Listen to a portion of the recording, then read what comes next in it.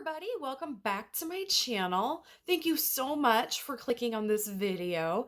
Today we are going to discuss my top 5 nostalgic videos from the 90s. Now, these are my personal favorites, and they're going to be in order. And these are movies that I grew up watching, and they were really part of my formative years, and they're great for a laugh. They're great for some deep thinking sometimes, but these are the 5 movies that I will definitely go back and watch over and over again. And it also just reminds me of a happier, fun time in my life. Now, I don't want to say happier, but just a very specific time in my life. These are definitely milestones movies or plot point movies in my life. So we are going to go from 5 to 1, and 5 is going to be my least favorite and number 1 is going to be my favorite. So, number 5, Mallrats. So, Mallrats is a movie that came out in 1995. It was written and directed by Kevin Smith, who is one of my all-time favorite writers, directors, YouTubers, cartoonists, X-Men writer person in the entire world. I'm a huge fan of his work. But Mallrats takes place when two guys that are best friends get dumped by their girls on the same day. And what follows is a whole bunch of weird adventures at the mall. Mallrats used to be an actual thing. You don't really see those anymore, especially with the malls having moved out of enclosed buildings and are now more of an outside setting. But there were people who used to go to malls every single day and just hang out. And so this movie is definitely a reflection of that. Um, Part of the movie is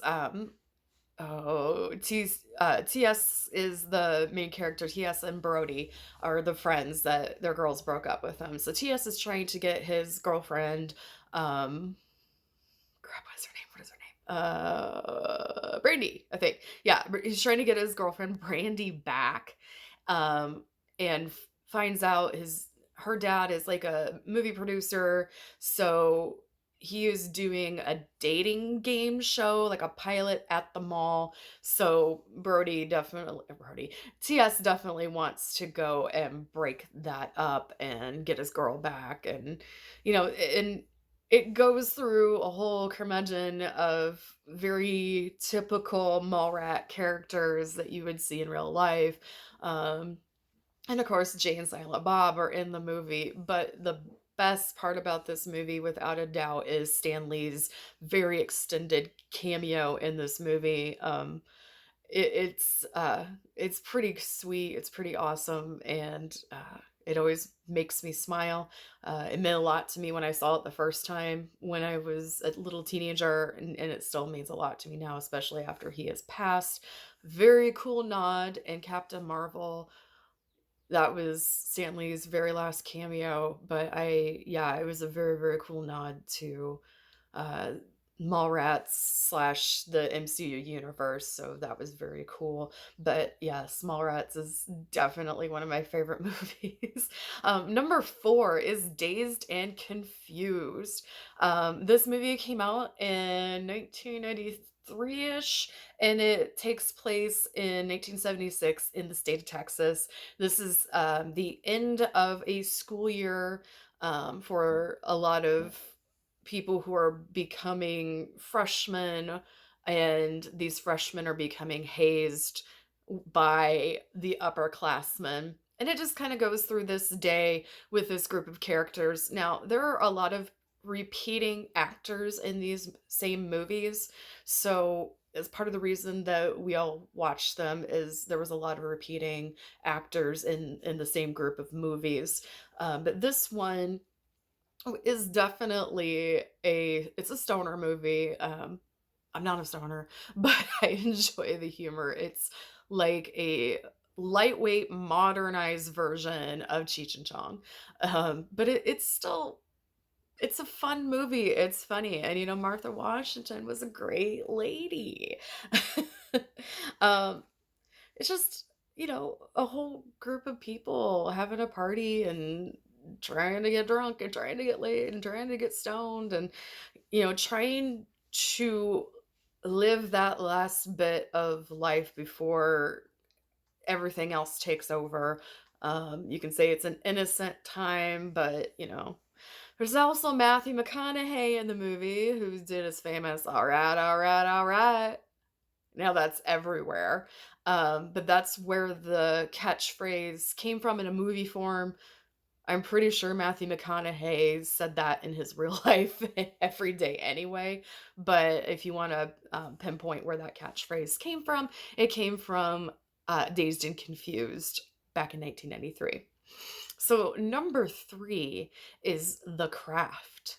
And this is a adventure fantasy story about a young lady named Sarah who moves to a new town with her father and new stepmother to kind of start a new life. And her mother had passed away. I have not figured out how to turn off notifications yet, but we're going to keep going. Yeah. So her mom passed away and she is in high school and she starts school with no friends and is suddenly gets, well, not suddenly, but gets involved with three other girls who are practicing witches.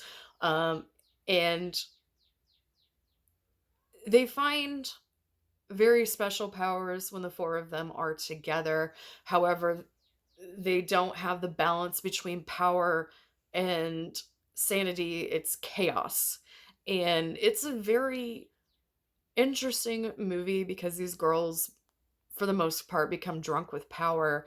And it goes into a lot of witchcraft type beliefs that um okay, so I'm a pagan person, and I know that people when this movie came out and came out in 1986, people were protesting this movie because they were afraid of misinformation getting out there and teenagers being teenagers start doing things that they don't understand. As an adult and even as a kid, I didn't really necessarily think that was the case, but a lot of people I found after this movie came out said that they uh, believed in the same things that were in this movie, and humorous to me. But I don't think it's a unsafe movie for people to watch, or I don't think it's exposing any big secrets or anything like that. I don't think it's irresponsible. It's actually, I really like the movie because it's a girl in conflict with herself and with her self-esteem and her powers and trying to fit in and realizing she's the one that stands out. So it's not just a witchcraft story, it is a story about a teenage female taking her power. And it doesn't necessarily mean witchcraft power, but her personal power, and realizing that the strength comes within. And when you are strong as a person, more things open up to you, including true friends and family and opportunities and things like that. It was actually a very good thing for young girls to see um, at a point when the female relationship between the four women was very healthy, and also what happens when it becomes unhealthy and when a female has to stand up against her friends because it was the right thing to do. And it's also a lot about personal power. So I think it was a great movie. Growing up, we didn't see a lot of full female cast like this in the 90s. So that's another reason why I really enjoyed this movie. We just didn't have this. And it was very important and indicative to see this type of movie when I was growing up, to remind myself that there is a lot of power in yourself. And self-confidence and all that good stuff. If I wasn't self-confident, I wouldn't be doing this today. Thank you, Kraft.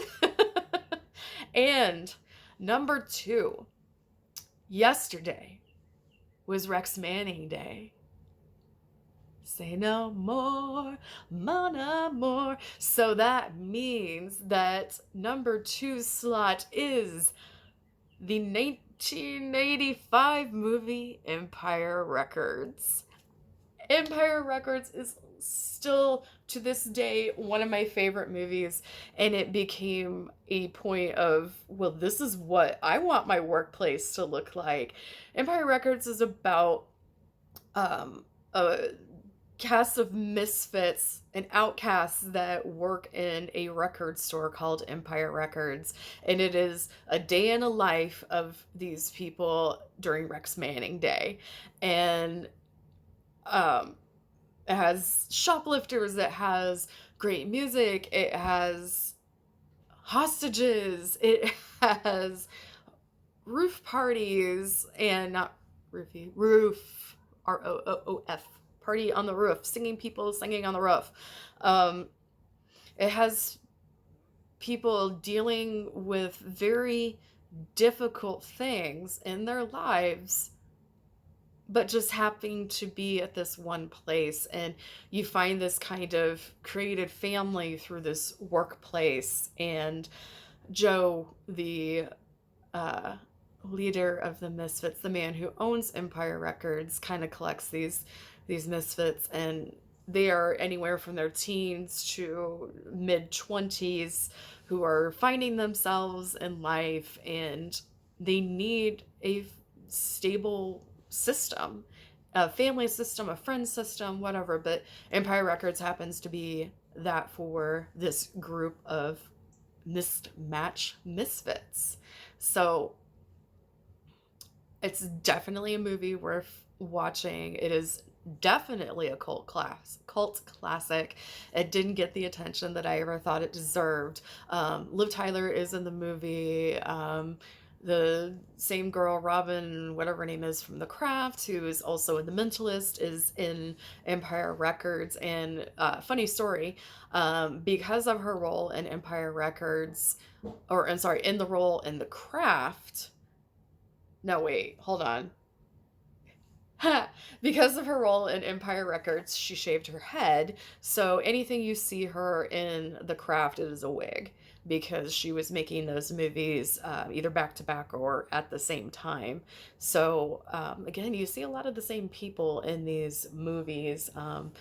But yeah, it's a lot of fun. And there's so much heart to it, and I think it's completely underrated. Like I said, I can't pick a favorite moment. I can't pick a favorite quote. You know, it's just a universal happy movie. You know, damn the man, save the empire, rave on.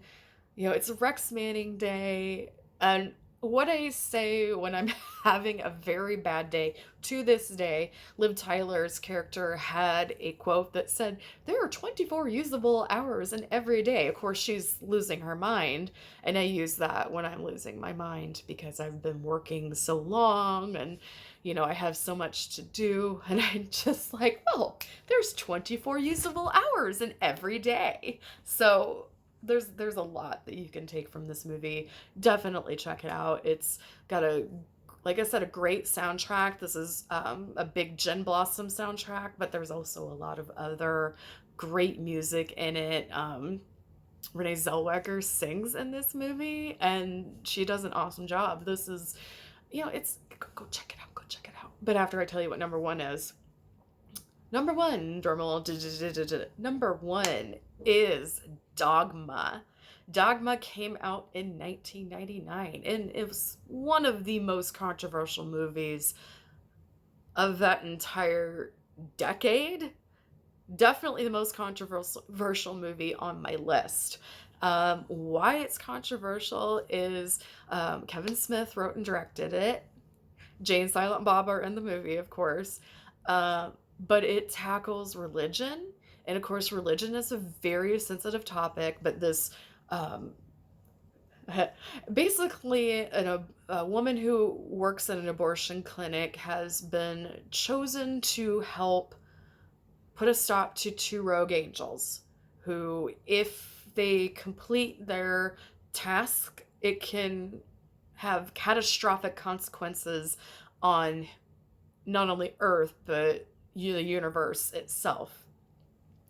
She meets two prophets who are Jay and Silent Bob, and a disciple, the 13th disciple named Rufus, who is Chris Rock.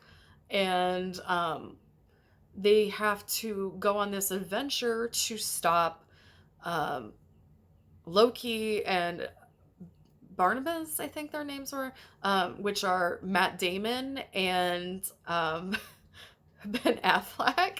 So the movie starts off with Ben Affleck and Matt Damon in an airport discussing why they don't believe in God anymore. It was Matt Damon, Loki's, speaking to a nun. The reason why he doesn't believe in God is because of Alice in Wonderland. Then he corrects himself and says, through the the glass. So right then you had me. That was quite an interesting statement. And I went to school for literature, so that was an amazing statement to make, and I went down the rabbit hole. Controversial comedian who is now deceased, George Carlin, played a Catholic priest, and I know that got a lot of flack. This whole entire movie got a lot of flack. And I can see why to an extent. One of the funny stories about this movie is people were protesting this movie everywhere. There wasn't really much media coverage or promos or anything about Dogma previous to the movie releasing. I did not get to see it in the movie theater, but there were people out protesting, and Kevin Smith went out and protested the movie himself. So that's really hilarious, and quite frankly, something I would do. Um, I was really shocked at the amount of controversy about this movie, but there are some loving, lovely points in this movie that have, it's changed my view. Um, in a positive way. I didn't come out of this movie thinking, oh, well, F everybody, I'm an atheist. And that's not the message of this movie at all, especially when Alanis Morissette plays God, and Alan Rickman is the voice of God. Alan Rickman was the Metatron. How did people not want to watch this movie? I know. But my favorite part of this movie is I can't even think of her name right now. This is terrible. I'm terrible with names when it comes to movies, except Rufus. But Rufus is they're sitting around a fire with everybody, the prophets and people that they've gathered on their journey to go stop these rogue angels. And it was Bethany. Bethany and Rufus are talking, and Bethany asks Rufus what Jesus was like. And he said, he liked nothing better than to sit back and just listen to his friends talk over a campfire. It didn't have to be anything important. He would just sit and listen and have this big smile on his face.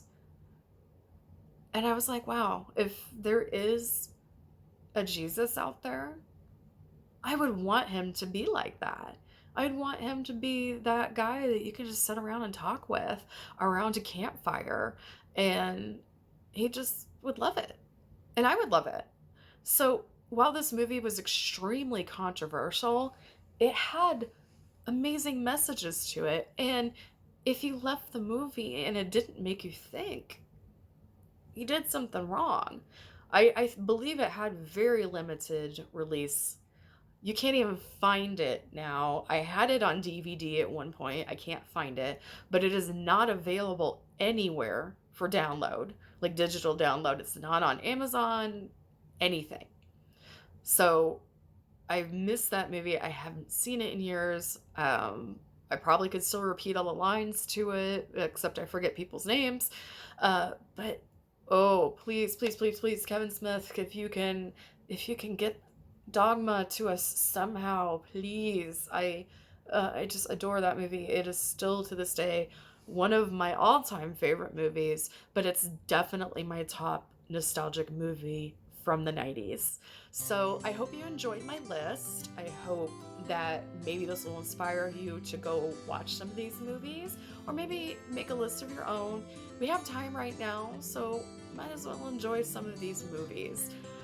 Oh boy, there's so many good ones, but these are my nostalgic 90s ones. So I hope you all are having a good day. I hope you are staying safe, and just remember, every day that you wake up is a gift. Use it wisely. All right, everybody, I will talk to you later. Bye.